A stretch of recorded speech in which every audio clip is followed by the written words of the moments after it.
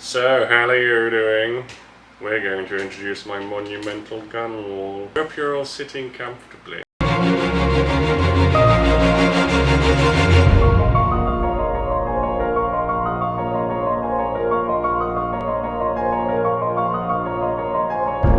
Yo, what's up guys? Welcome to I Am Airsoft. Today I have the absolute privilege of meeting my buddy Stewbacca.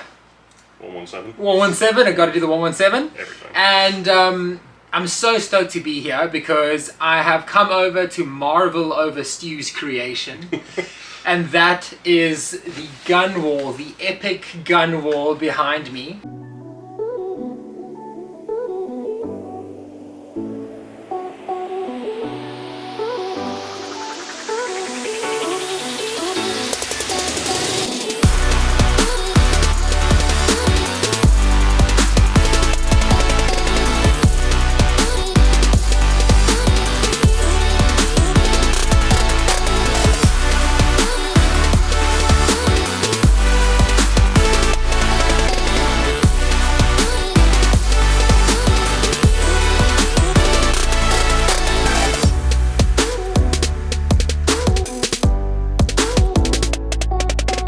I have come over to marvel over Stew's creation.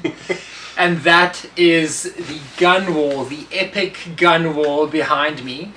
It took a lot of work to get this thing done, hey bro? Yeah, pretty much. I had a week's worth of holiday that I took. We moved in and I kind of did this first, so it was pretty about 4 or 5 days straight work, just getting the materials, cutting everything, drilling everything, painting, putting it together, and then mounting all the guns and putting it in place. So yeah, well, if that doesn't tell you that this man is passionate about airsoft guns and creating an airsoft, then I don't know what does. So always a pleasure to come over. Thank you for inviting me, buddy. Thanks for coming over, man. Yeah, for sure, for sure.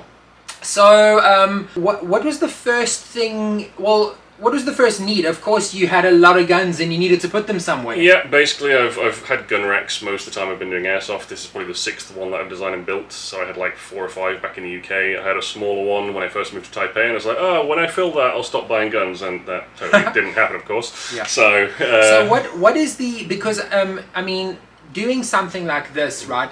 I suppose it takes a lot of planning, Yeah. Because it's not like you can just buy wood and put the guns up and hope they fit. So what was the thought process that you went through to make sure that things were organized, and what sort of organizational process did you put the guns in? I initially just measured everything up and made notes of lengths of things, heights of things. With obviously you see a lot of them got sights on. So yeah, then I put everything in CAD as well. So obviously my background is CAD design, is what I studied. Okay. So I did a whole 3D model of it. All Go the to school, components. kids. And you can do awesome shit like this. So yeah, I did like a 3D model of everything, and then I ported in photos of all my guns and scaled them based on the dimensions I got, and then basically went around laying them out how I kind of like them.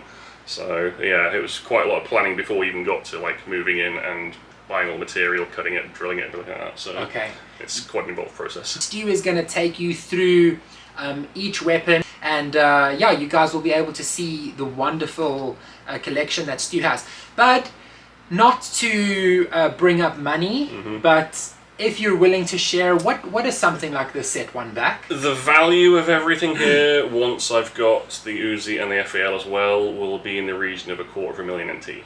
So, $250,000 NT. Yes. $250,000. So yeah, so 250,000 NT is around $10,000. I'll put something up on the screen about that.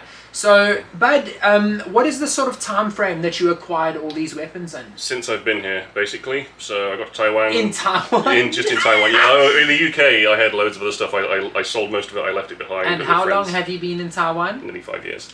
This is what he did in 5 years. Yeah. Goodness me. Actually, there was a whole year where I didn't buy a gun. I put a spreadsheet together, and from 1 August to almost the same day the next year, I didn't buy anything. Yeah. Then I moved to Taipei and started buying them all the time. So crazy. So you went 1 year without buying a gun, and you're proud of that, hey? Yeah, that was pretty good for me, to be honest. So since I've moved to Taipei, I've been making more of a habit of it, and working with the magazines as well, obviously. I mean, you got to understand some of these things have either been second-hand or freebies that friends have given me, things like that, or things to trial out. So I haven't paid all that money for the whole value. Right. Yeah, that's what it would cost you if you bought it yourself. So, sure. You have received a few platforms. Yeah. I've got some of my friends gave me things to test because they're going to export them. I want to see if I can break them. So, and then obviously working with a magazine. I mean, the money I earn for doing the articles pays towards a lot of this as well. So it's not as if I'm dropping entirely my own money as such. It's just like kind of Well, the assets behind you, bud. Yeah.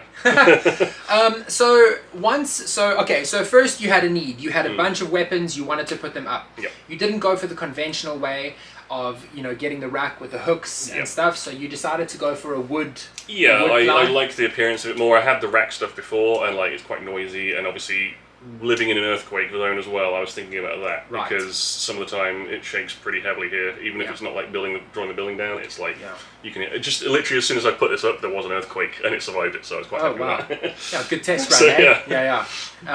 The airsoft gods. Yeah, well, smiling. So did you download pictures of Google and like cut the backgrounds out and lay it out to on an extent? square? Yeah, I did about some of the ones that I don't have yet that I'm planning for. Obviously, there's a big space up there for the FAL. So, but yeah, the other ones I basically photographed all my guns on the same backdrop with a tape measure, and then basically sort of tied that all in. Big work, bud. So, yeah, there's a lot that went into it. So props to you.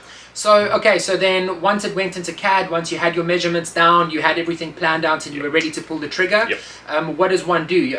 Obviously, you went to the hardware. Yep. So the equivalent of B&Q that we have in the UK, they have the same thing here. Basically, just it's called something else. Okay. So yeah, I went there. I bought like big panels of wood, had them cut it down to like 1 meter squares, which are like there's 6 panels basically. Each one is 1 meter square, so it's 3 by 2, 3 meters wide, 2 meters high, and that's just the panels. Then obviously I built the shelves and everything else across the bottom. So, all right, and so once you had all the pieces together, you brought them over, and then you started to assemble. So yeah, I basically already planned out. There's 4 vertical battens behind that are kind of 100 mil wide sort of pieces, like kind of like a 2 by 4 bit thinner. Okay. They hold the whole thing up, and I basically drilled and mounted the panels to that, and then built shelves around the bottom to hold the whole thing vertical. So it's kind of wedged there quite nice and tight.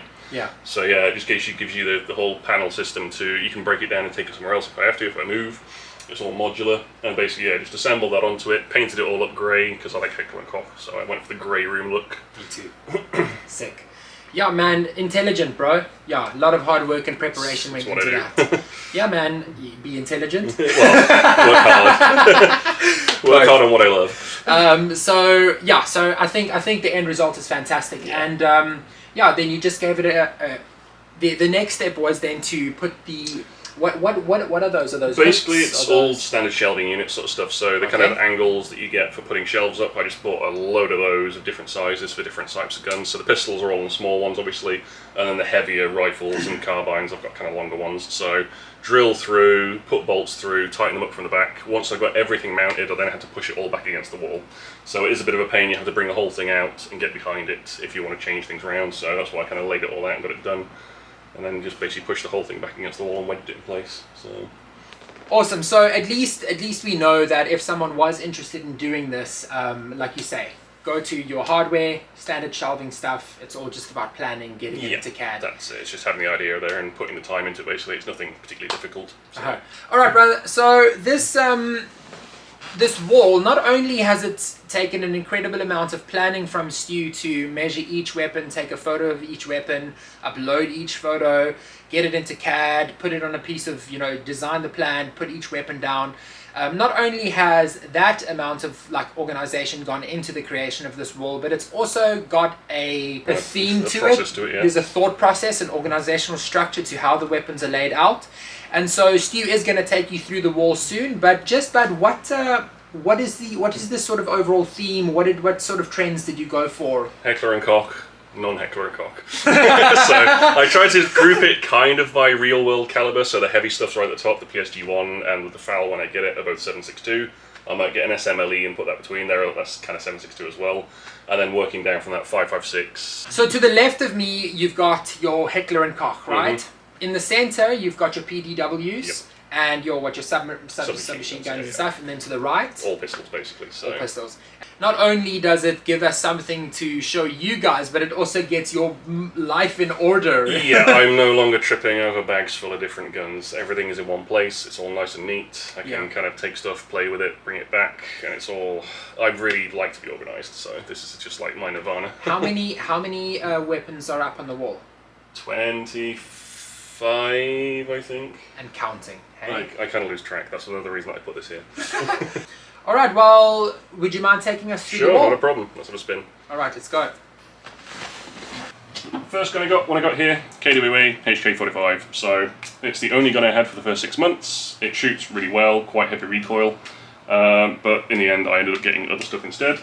So after that, I got my MP7, again KWA, one of my favourite guns. I ran this really hard. This is a second-hand one from a friend, a teammate, so really accurate, really noisy. From there, I ended up buying my first full carbine that I ever owned, which was the G36C. So I saw these around Nottingham because the police used them, so I pretty much set mine up the same way as the British police. Really nice, heavy recoiling, long range.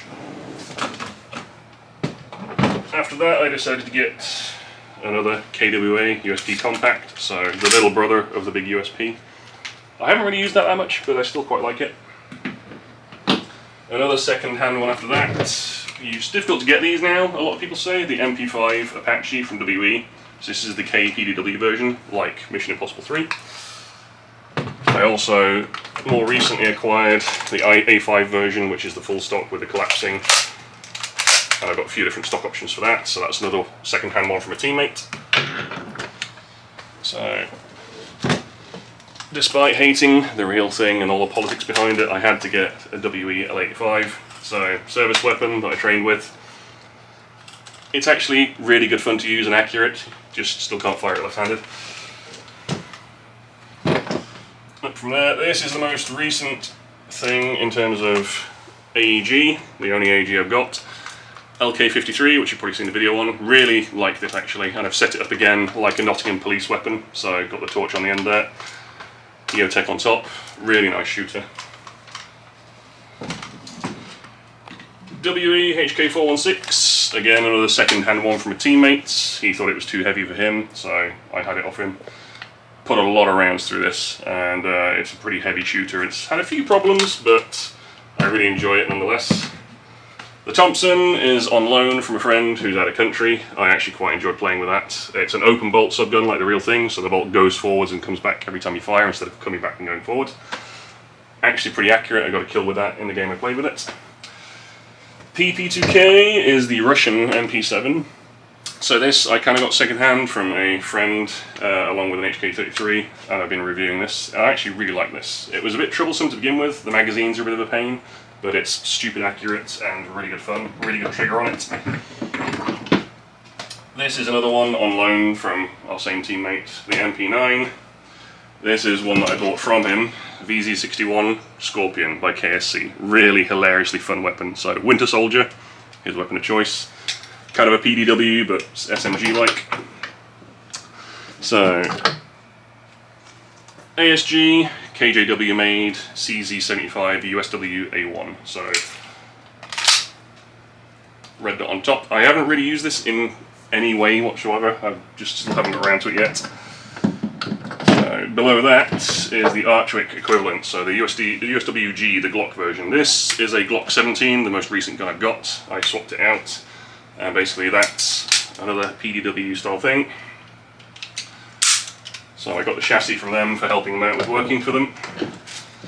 Another gun I got from Kev, second hand, M11A1 KSC. So another open bolt gun where you drop the bolt when you fire it. Really shreds on fully auto. CZ75 Shadow SP01. The guys from Umbrella Corp in Hong Kong left this with me when we had a competition with them. They won it, but they didn't want to take it back with them, so I reviewed that. I used it for IPSC quite a bit. I hammered the hell out of that. Glock 18 was another second-hand one from a teammate. I originally got it just to go in the USW, but it's kind of locked on full auto at times, so it was a bit difficult to use it. The Luger. Not particularly effective, but a piece of history that I'd always wanted. So WE again, P08, gas blowback, so really not that useful, but I had to have one anyway. The AAP-01, a teammate gave me this to try out for free. He's shipping them back to his home country. Really quite impressed with it. For the price point, the accuracy, the fixed barrel, the accessories around it, yeah, I'm quite impressed with that. It just works. even though it doesn't look really realistic or anything. P99, another quite recent one, the Bond gun, and also the Nottingham Police used this as a sidearm for a long time, so I had to get one of those. So even has functioning decocker. WE version of the M17, I ended up putting a Reddit on this. It's been a little bit problematic. It's probably nowhere near as good as the VFC, the official one. There's a history behind that as well. This is another one that the same teammate gave me as the AAP01, so he was sending them back home and he wanted me to crash test it basically, which I did. Walther PPQ via VFC. In fact, that was my first VFC pistol, or VFC gun in general. Really nice, hard kicking. I use this for that IDPA competitions a little bit, and I've used it in IPSC recently because my Shadow 2 has been broken for a long time. Really nice piece of kit. The Taiwanese police use this, so that's why I kind of got that.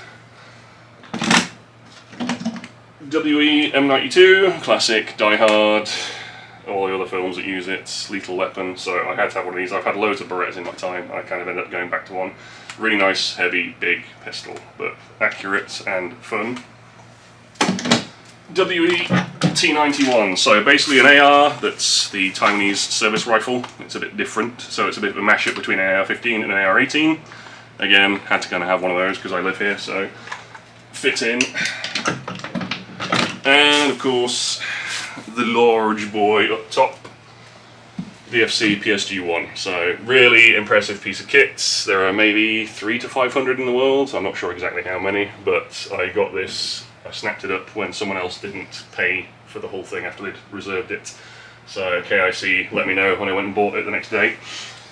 And one last one that I forgot I actually had and didn't even stick on the wall yet. My TTI Glock 34. I used to use this when I first started IPSC. I then realised that you can't use it for production because of the slide length, but again, John Wick gun, had to have it. Not brilliant in terms of the internal quality, it did wear out a bit, but another piece anyway. So, that's all of them so far. There's a space up here, I wonder what for, and another one here maybe. So 2 more guns to get, and then maybe another one after that, and that's pretty much everything I can afford or fit, or justify, for now. That's so sick, Stu. Dude, I love it, I love it, I love it. Do you mind just going over the organizational structure now that the guys can see? So yeah, as I said before, kind of tried to keep it Heckler Koch this end and tried to work from caliber high to low. So 7.62 at the top, these are all 5.56. L85 was technically fixed by H&K, and because I kind of had to fit it in there, I put it in there, even though it's not really an HK weapon. So I threw that in there because it fits. So they're all 5.56. These are all 9mm, apart from Thompson, which will be moved and replaced with something else at some point. MP7 is a weird 4.6 caliber. 9mm, 45. So I put them down there instead of with the rest of the pistols again because they're Heckler Koch. The 9mm, various 9mm, 380s. So, and then basically all 9mm pistols from there onwards. So, and a 5.56 service rifle. So everything that way is basically random pistols, PDWs, everything this way is pretty much Heckler Koch, apart from that. Absolutely beautiful, Stu. Congratulations on creating such a fucking formidable piece of work. Thanks very much. I love it. Good job, bro. Thank you very much for taking us through your wall. No problem. And yeah, man, if you guys have any questions about any of the platforms, where to get them, any little bit of information about them you'd like to know, if you want us to make a video detailing anything else about the wall that we missed, please pop Stu a question in the comments. Let me know what you think. Kindly like and subscribe for more awesome content on I Am Airsoft. Thanks, guys. Thanks, Stu. Cheers, bro. Bye.